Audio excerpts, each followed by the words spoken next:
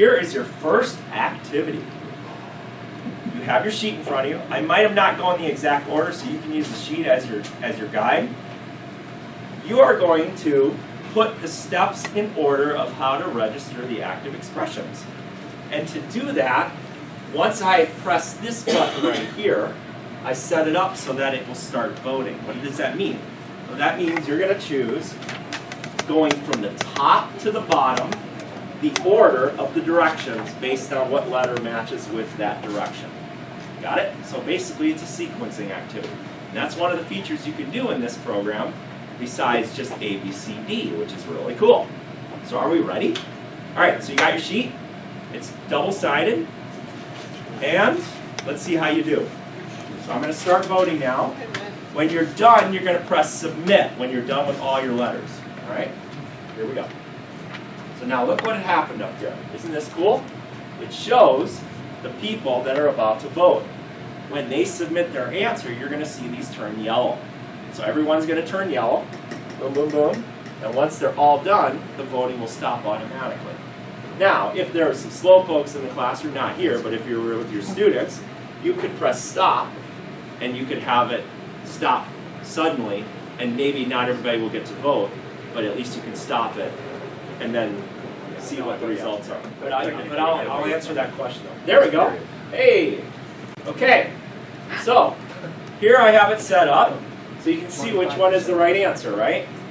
Automatically, it changes to green because I chose a correct answer. If you had a multiple choice opportunity, and you didn't have a correct answer, you just wanted to have them make their choices, then all of these will be blue. But due to the fact that I picked the right answer, it's going to show the one that's correct in green. That's all it's doing. So now, watch what I can do. I can have a discussion here. Right here is what they call paste vote results. I don't know if you've seen this or not. If I press it, I now have an image that I can work with. So we can look back at that and say, all right, so it looks like 25% of the class got it right. So maybe there was one that was confusing, because I did turn it on before the other steps according to the sheet. I think I turned them on before I went into the menu. But I think in the sheet it says go into the menu first and then turn them on. You saw it works either way. But just for this activity, you get the idea. So now we could have it revote and say, okay, so now we got confused with that one about turning it on versus going into the menu. So now we know that we want to go to the menu first. Now let's redo it, and then I can start again, and you guys can do it. So if you had a little smart alecky kid who thinks they know everything, and you see they've gotten it wrong, can you shame them by putting their name next to their wrong answer? Yes. Okay, If good. you want for high school, it's a perfect opportunity. So the answer is yes. Being facetious about that, but So yeah, could you? Here, I'll show you what I mean. People, If I go here, let's see.